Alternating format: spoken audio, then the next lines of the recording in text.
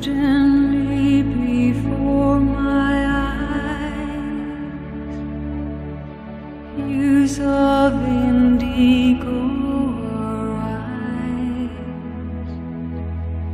With them how my spirit sighs, paint the sky with stars. Only night will ever know why the heavens never show all the dreams there are to know. Paint the sky with stars.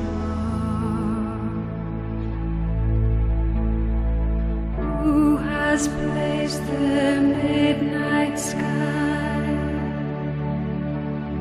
so a spirit has to fly? As the heavens seem so far, now who will paint the midnight star? Night has brought to those who sleep only dreams they cannot keep. I have legends in the deep. Paint the sky with stars.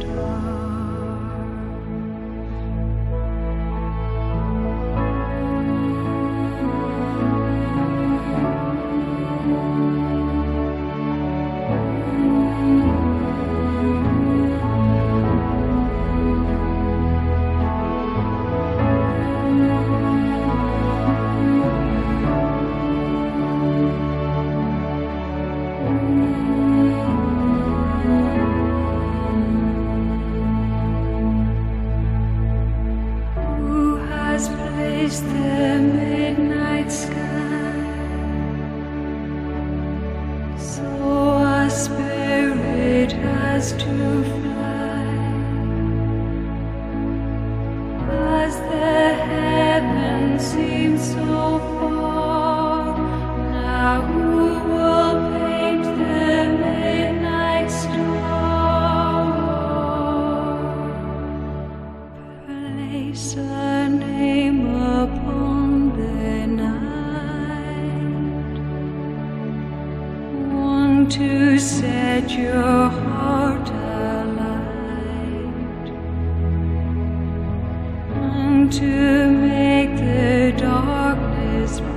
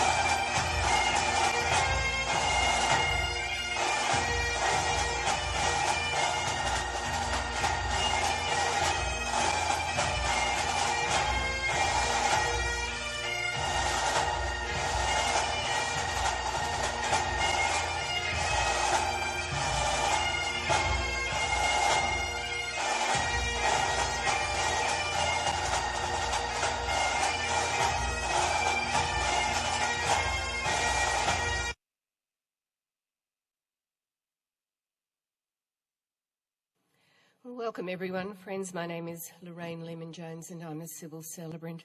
Could I ask you to stand while Sergeant Lucas brings down the police inspector's cap?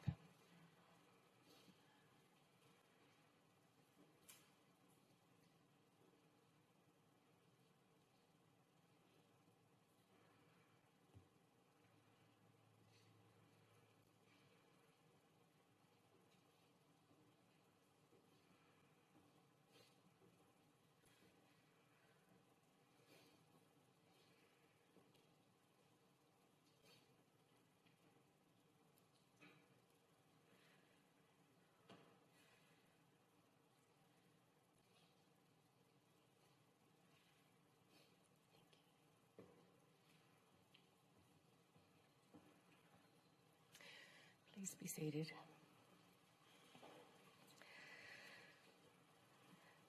Well, ladies and gentlemen, as I said, I'm a civil celebrant and my role as a celebrant is to officiate at a celebration. And I know only too well that when someone we love dies, celebrating's the very last thing that any of us feel like doing. And I know it's the last thing that you feel like doing today. We can't change the sadness of this day or the sadness of this time, but what we can do and what we will do today with this time that we have together is use it to celebrate the life of a man who has obviously touched each of you in his own special way. And that man is Ronald Rogerson, or Jock as he was affectionately known to everyone. On behalf of Jock's family, I'd like to thank those of you who couldn't be here today due to our COVID restrictions, and I'm absolutely sure that this chapel would be full to overflowing and there'd be standing room only outside as well if we weren't under these restrictions.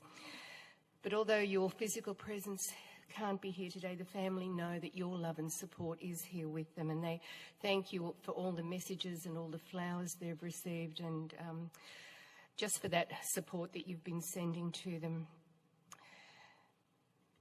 Jock was only diagnosed with cancer 6 weeks ago, so as you can imagine, his family not just dealing with grief at this time, but absolute shock and disbelief at the sudden loss of him.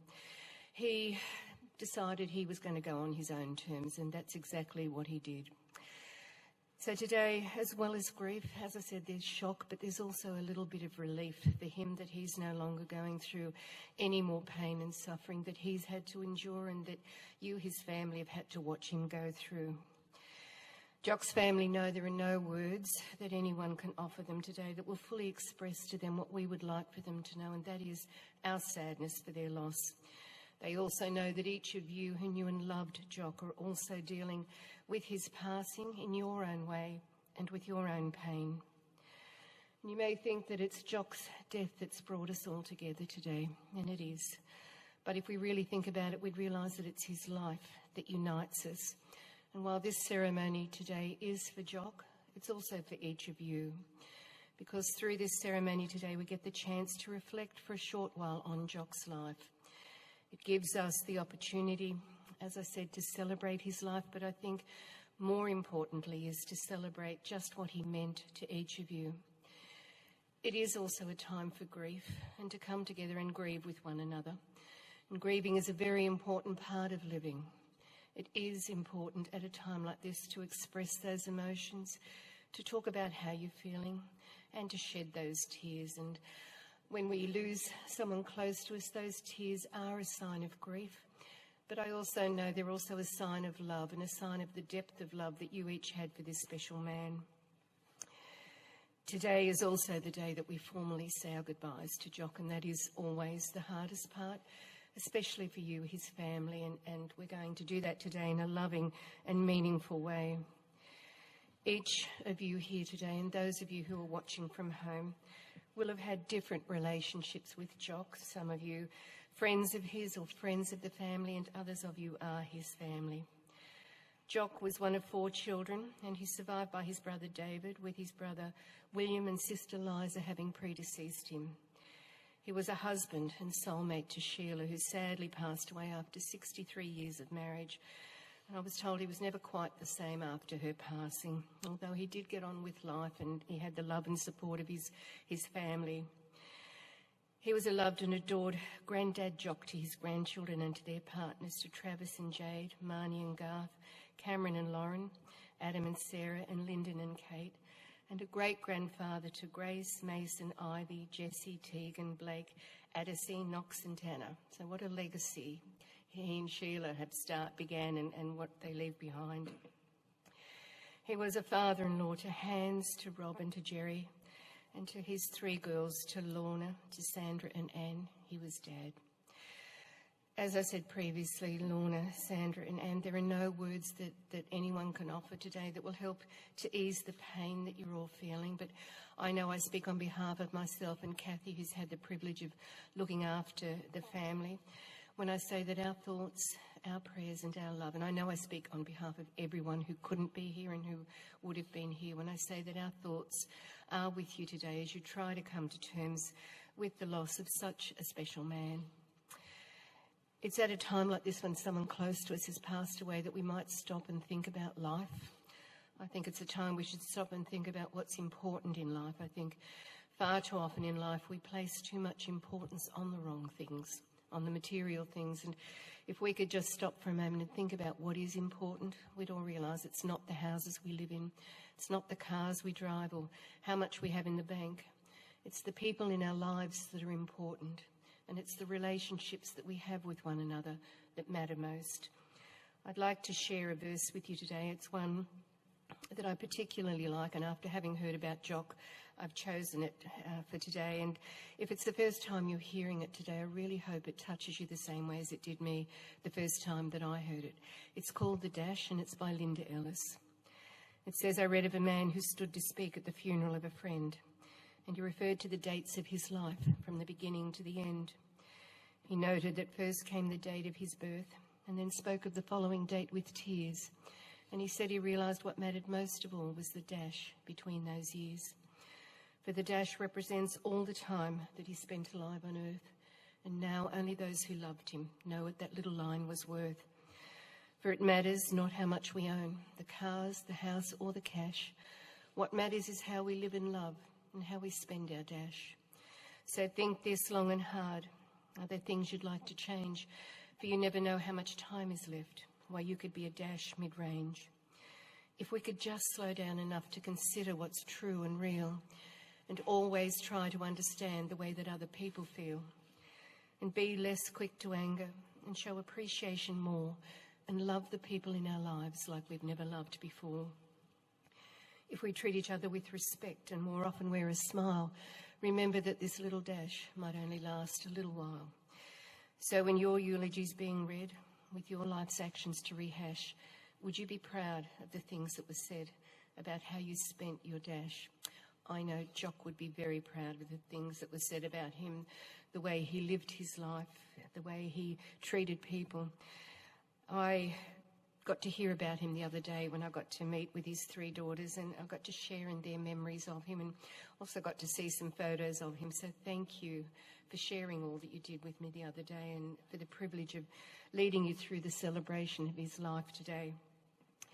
So the things I learned about Jock, and I'm not going to speak too long because his daughters are going to come up in a moment, but the things I got to hear, he was a man who didn't suffer fools. He was held in high regard by everyone that knew him. And there's been many messages that have come through to the family, in particular some, some when they were younger that he gave a good kick up the backside to when he was a young policeman, and in the days when you could do that. And the family were told that it was, he changed their lives, and they don't know where they'd be if it wasn't for him, and him giving them those boundaries and those rules and guidelines. And he did that because, not because of his authority, but because he cared about those young men. So I'm sure you've been overwhelmed with all of the messages of love and support that you've received from everyone. I'm going to hand over now to you. Are you ready to come up? So Lorna, Sandra and Anne, and I'm here if you need me to jump in for you.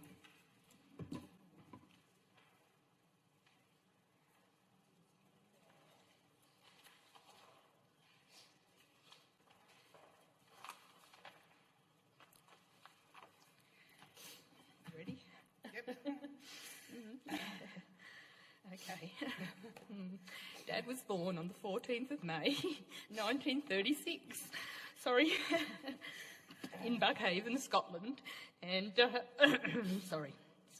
And he was a loving son of Eliza and David Rogerson.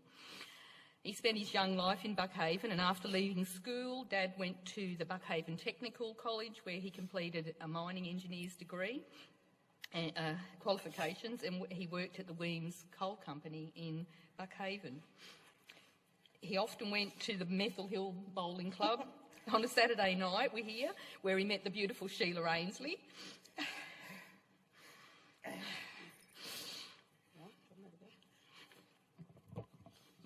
Who caught his eye while he was standing in the corner checking the football scores in the paper. Not that he was a dancer, Mum said. His repertoire consisted of the slow foxtrot.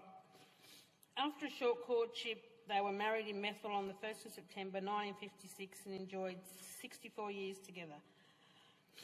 Their family increased by one with the birth of Lorna Grace on the 27th of December 1957.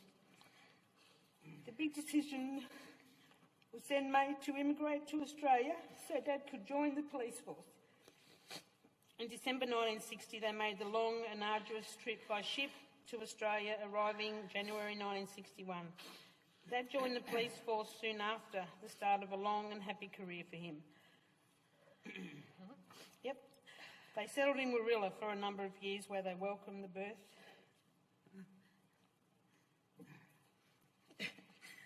I'll do this one. Tag. Tag Dean. The birth of Sandra Margaret on the 1st of October 1962 and followed by Anne Morris, that's me, on the 7th of June 1964. The family was complete. Dad spent his time working hard, 2 jobs sometimes, providing for his family. We have a funny memory of a time when Mum was in hospital and Dad took us to visit.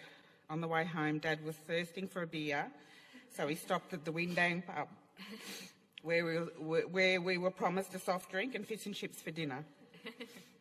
We were very excited, a rare treat for us. We waited in the car while Dad went in for a quick drink. We enjoyed our treat and promised not to tell Mum we'd been to the pub. However, one of us told... That was me. And as you can imagine, Mum was not impressed. Poor Dad got the look and more. And I think Hans, Robbie and Jerry would know what that look was. Dad started work as a constable in Wollongong on general duties. The broad Scottish accent proved to be difficult for his colleagues when he was put on the police radio duties, and after one unfortunate and funny incident was advised that this was not a suitable role for him. Involving a swear word, I think. He then moved to the Vice Squad as a detective and had many entertaining stories to tell in his later years about the gaming squad. He transferred from Wollongong to Port Kembla Station, where he went back to general duties policing and made some lifelong friends from the area. Second biggest move of her life happened in December 1976. When Dad accepted a promotional transfer to Balranald as the sergeant in charge, sadly leaving Lorna to finish uni in Wollongong. Mum and Dad quickly became part of the small community. He spent 10 years in Balranald and he was tough, fair and well-respected copper. And as Lorraine said, many locals recalled how he dragged them into line with a well-placed kick, and I'm going to be ruder than you, up the arse. He was also a well-loved member of the local community and sat on many boards and committees and enjoyed many a drink at the local. Dad's accent became legendary in Balranald. And Dad's accent became legendary in Balranald, and impersonations of his sayings still continue today, like a wee bit of shush. Balranald was a very special place for both Dad and Mum, where they made many friends. And when they left to move to Albury in 1986, it was very sad as they left Sandra and Anne behind. After being at Albury for a short time, Dad got a promotion to Inspector at Young, which was a very proud moment for the family. Once again, Dad proved to be a great role model, mentor and respected colleague to his staff in Young. He joined the bowling club and played bowls for many years. Went on lots of bowls trips where too much pork was drunk, apparently. He also held many positions on the committee after he retired. Dad organised the Cherry Festival for many years, and he and Mum ran the footy tipping and punters club. Mum and Dad loved living in Young, where they stayed for over 29 years.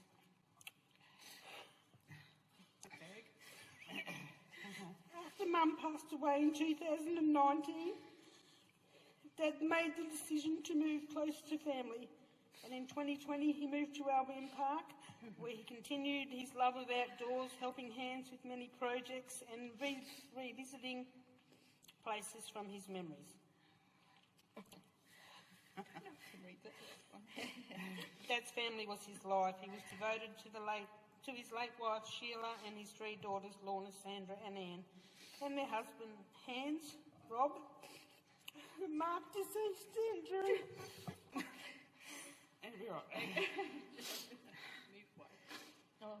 Grandchildren, Adam, Travis, Marnie, Lyndon and Cameron and their partners, Sarah, Jade, Garth, Caitlin and Lauren.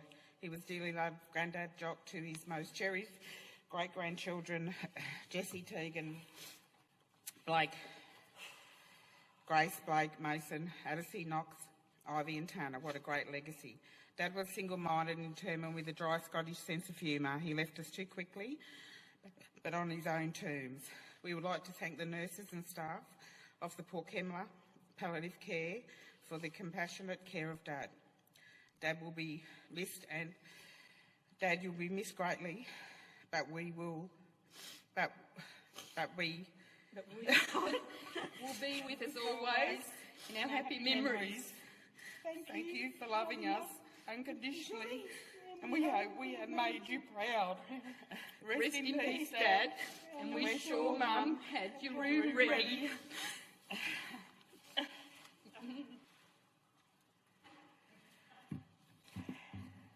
That's right, I was told that Sheila did everything for him, had all his clothes, and yes, I hope she's got. Yeah, I'm sure she has.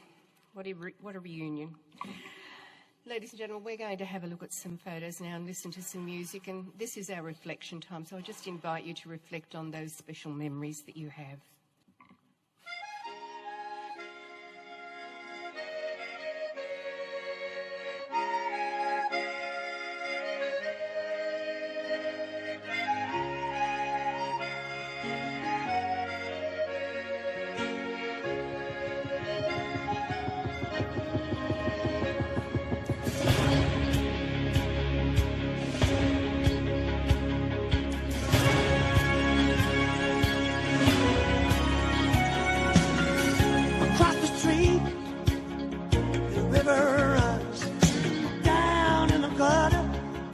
Slipping away. Let me still exist in another place, running on the cover of a helicopter blade. Flames are getting higher than ever, burning down the bridges of my memory. Love may still be alive somewhere, where they're down and only dear 100 steel towns away. For the rhythm of my heart is beating like a drum, with the words I love you rolling off my tongue. No, never will I roam, for I know my precious home, where the ocean meets the sky. I can stand.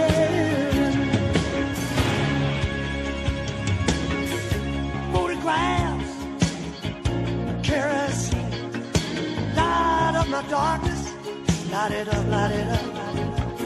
I can still feel a touch of your thin blue jeans, running down the alley. I got my eyes all over you, baby, oh baby. Oh, the rhythm of my heart is beating like a drum, with the words I love you rolling off my tongue. No, never will I roam, for I know my precious home, where the ocean meets the sky. I can stay.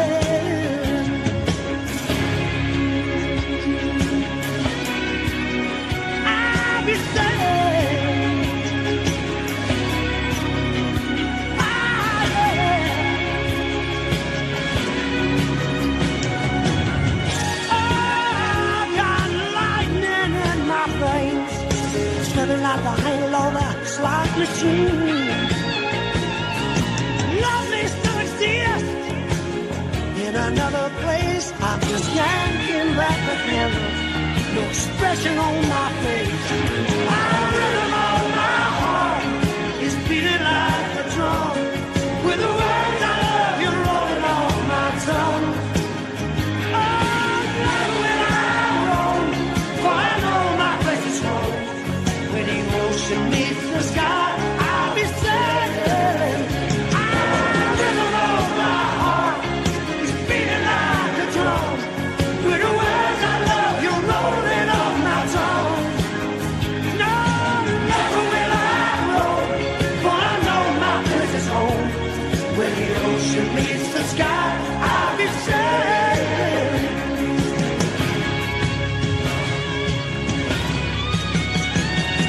The rhythm of my heart is beating like a drum.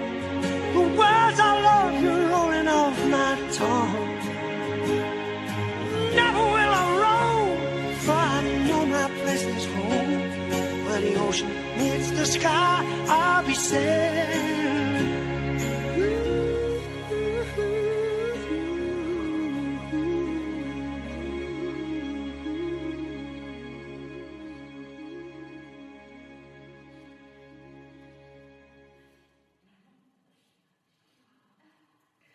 Lots of precious memories in those photos for you. A few laughs as well.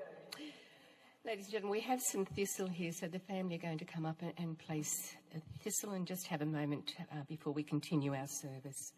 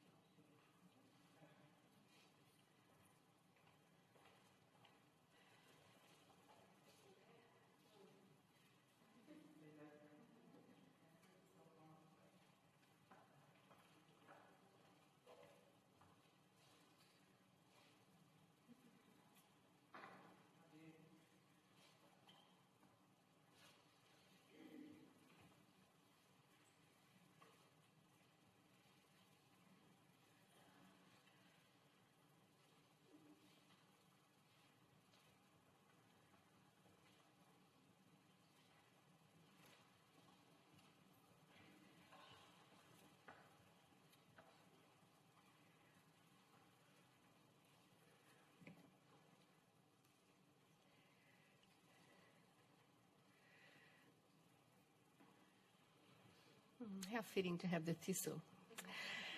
Ladies and gentlemen, I'd like to invite now Sergeant Laurie Lucas, from the Protocol Officer from Lake Illawarra Police District, to offer the valedictory.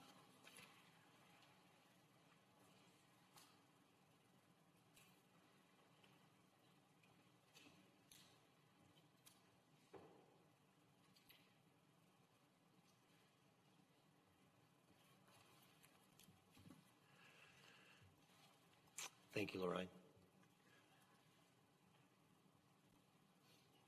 It's a bit of a shock when I take the mask off because I've just recently grown something else.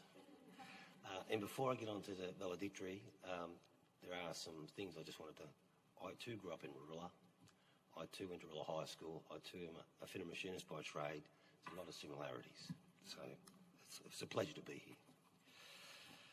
Valedictory, Inspector Ronald Croydon Jock ROGERSON, a member of the New South Wales Police Force from 27th of February 1961 until 14th of July 1995.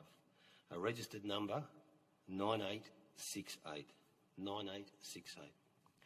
On behalf of the Commissioner of Police and the police family, I would like to pass on my condolences to Inspector ROGERSON's family, in particular his daughters Lorna, Sandra and Anne, at the passing of their father.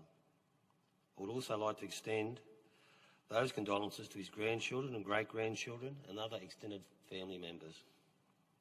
I'm Sergeant Laurie Lucas and I work out of Lake Illawarra Police Station. At the request of Chief Inspector Paul Smith, the Commander of Protocol and Awards Unit, and Inspector Phil Mulligan, the District Inspector of New England Police District, I've been requested to present Inspector Rogerson's service history. I do note, ladies, that you've stolen some of my thunder, but I'm going to keep on going through because I've been practising it for 2 days and if it wasn't for COVID pandemic, public health order, Phil and many others would have been here today to pay their deepest respects to Inspector Rogerson on behalf of all his former colleagues and those who have had the pleasure of working with him throughout his police career and throughout New South Wales and the people of New South Wales. On behalf of the whole policing community, we pay our deepest respect to the passing Inspector Rogerson, to his family that are here today. Whilst this is a sad time for all, today we should take the opportunity not only to grieve the loss of a husband, a father, a grandfather, a great-grandfather, a friend, a mentor and a tormentor, a colleague, but also to celebrate the wonderful life of Ronald Croydon Jock ROGERSON. Inspector Rogerson served in New South Wales Police Force and he served the community with outstanding dedication and devotion to duty for over 34 years. That's 34 years. I'm honoured to represent every member of the New South Wales Police Force today to farewell a highly regarded and decorated officer. At 85 years of age, after 26 years in retirement from the police, Inspector Rogerson sadly passed on with his family by his side on Tuesday the 5th of October. He approached life and his career as a police officer with determination, confidence and enthusiasm. Inspector Rogerson was a policeman through and through, and like many officers who have taken on that role, he loved it. He loved the job. But not so much as he loved his wife and his daughters. If I may, can I call Inspector Rogerson Jock? Thank you, ladies. Jock joined the New South Wales Police Force on the 27th of February 1961. It's a great year that year. Being sworn in as a trainee at the Police Training Centre. On the 28th of March 1961, Jock graduated and commenced duty as a General Duties Probationary Constable at Wollongong Police Station. Coincidentally, the same police station that I commenced my career at as a probationary constable in 1986. Jock was confirmed as a constable a year later while still serving at Wollongong. On the 2nd of December 1964, Jock transferred to the Vice Squad at Wollongong. But very early in his year, Jock must have made an impression as a robust, no-nonsense police officer and was selected for duty with 21 Special Squad based out of Wollongong on the 5th of September 1966. Jock remained with the 21 Squad for some time as the work suited him or he suited the work. Whilst at the squad, he was promoted to Constable First Class on the 27th of February 1967 and then Senior Constable on the 27th of February 1971. The call of the bush reached Jock's ear, so he packed up his family. His loving wife for 20 years, Sheila, and their daughters, 14-year-old Sandra and 12-year-old Anne, moved to Balranald, where Jock commenced duties as a General Duties Station Officer in Charge, which was basically in the Deniliquin Denny Patrol on the 7th of December 1976. Lorna, as you've already heard, as an 18-year-old uni student, remaining in the Illawarra, putting her head in the books and studying at UOW. While serving in the bush, Jock continued to study. After studying the Sergeant's promotion books, he successfully passed the Sergeant's Third Class examination, and on the 14th of April 1977 he was officially promoted to the rank of Sergeant Third Class. Jock continued to lead and to work hard at Balranald and was promoted to Sergeant Second Class on the 31st of December 1983. I can imagine him now, newly promoted, just another day work in New Year's Eve, the 31st of December, sorting out the drunks, sorting out the punch-ups between the young blokes and the family blues around town. Once again, Jock took time to put his head in the books, and after studying for the Senior Sergeant's promotion, he successfully passed the Senior Sergeant's examination. On the 7th of February 1986, he was promoted to Senior Sergeant. This promotion, like most promotions in the police, come at a cost. Moving the family again, with Jock and Sheila moving this time and Sandra and Anne remaining in Balranald. There must have been something in the water at Balranald. Jock was transferred to Albury Police Station as a General Duty Senior Sergeant on the 27th of February, some 3 weeks later. Jock hit the books again. He was promoted to Inspector and commenced as the Patrol Commander in Young on the 31st of January 1990. It was at this command that Jock was able to shape the future of many a young man and woman who joined the police force. His legacy lives on today, including that of Inspector Phil Mulligan, whose first police station was at Young under Jock. On the 15th of July 1995, Jock decided to hang up his gun belt and retire from the New South Wales Police Force, the job which he loved so much. By the end of his career, Inspector Ronald Jock ROGERSON had provided 34 years of outstanding, loyal and dedicated service to the New South Wales Police Force and dedicated service to the people of New South Wales and the wider community. His achievements were many and are a tribute to his work ethic and his professionalism. On the 23rd of December 1980, Jock was awarded the National Medal, recognising the special status that sworn police officers have in protecting the community. Eligibility for this award requires a minimum of 15 years ethical and diligent service, and on the 8th of June 1988, he was awarded the first clasp to the National Medal.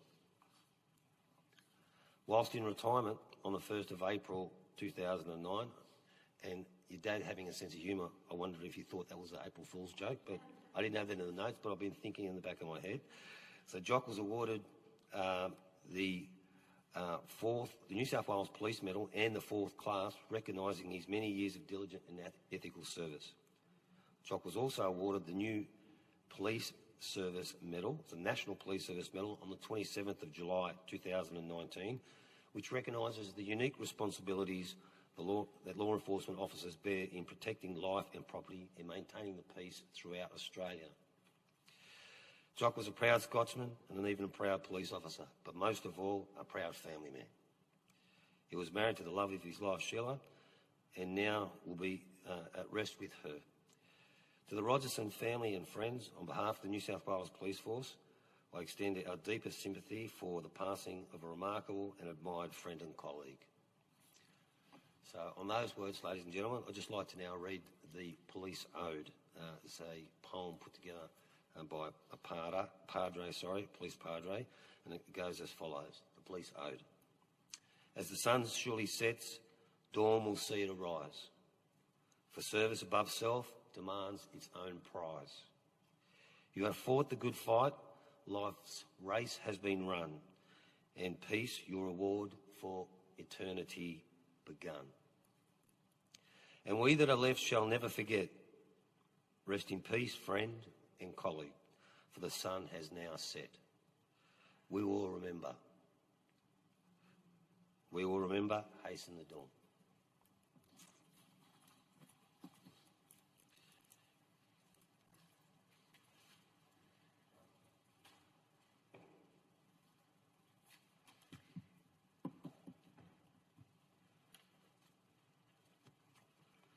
Thank you, Sergeant Lucas. Isn't that wonderful to hear all of that and to have that history, particularly for the grandchildren as well and the great-grandchildren. Ladies and gentlemen, I'd like to offer a prayer today, and it's a prayer of thanks. So if I could invite you to bow your heads as I pray these words. As we gather today to say our goodbyes to Jock, we give thanks for having been a part of his life's journey. And although he's no longer here with us in body anymore, we are confident that his love will continue to be with us always, and he will live on in us and through us. Today, as we say our goodbyes to Jock, we also want to use this day to give thanks to him. Today we give thanks for the years that we did have with Jock. We give thanks for the love and the friendship that he gave to each of us, and we give special thanks that we were the privileged ones to have had Jock in our lives.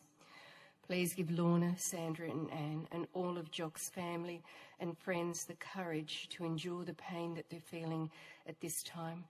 And we ask for the strength to support them throughout this sad time. Amen. And ladies and gentlemen, could I invite those of you who would like to join me in the Lord's Prayer. Our Father, who art in heaven, hallowed be thy name. Thy kingdom come, thy will be done on earth as it is in heaven. Give us this day our daily bread, and forgive us our trespasses, as we forgive those who trespass against us.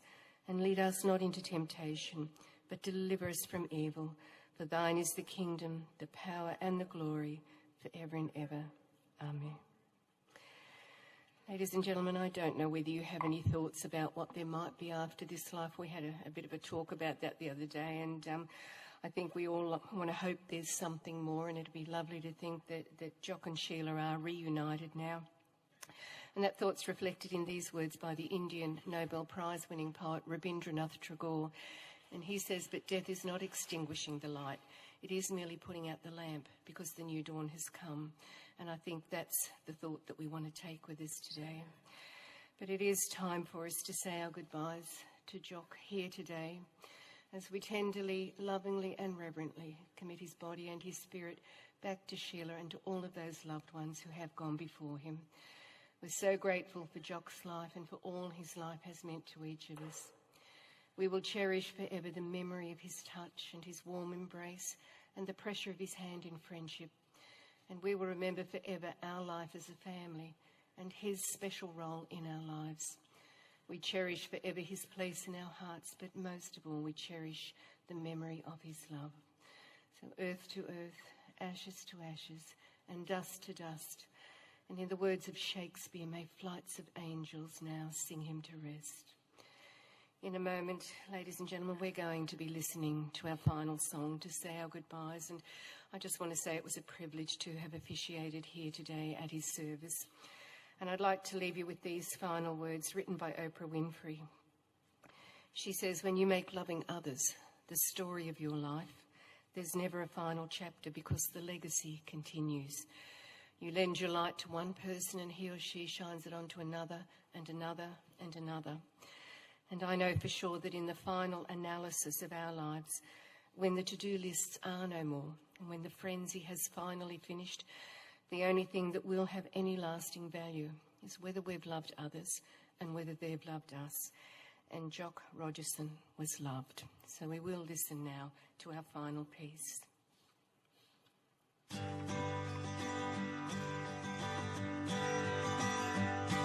We'll meet again, my friends, somewhere down the line. Who knows where or when, another place, another time. We'll share a few old songs and memories on my mind. Yes, I know we'll meet again, my friends, somewhere down the line. We'll meet again, my friends, somewhere down the line. Who knows where or when, another place, another time. We'll share a few old songs and memories on my mind. Yes, I know we'll meet again, my friends, somewhere down the line. Another show's over, another day gone by.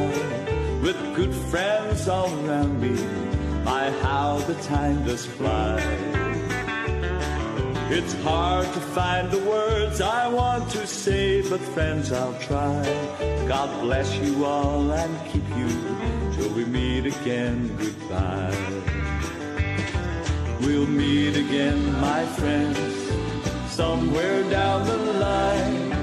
Who knows where or when, another place, another time. We'll share a few old songs and memories on my mind. Yes, I know we'll meet again, my friends, somewhere down the line.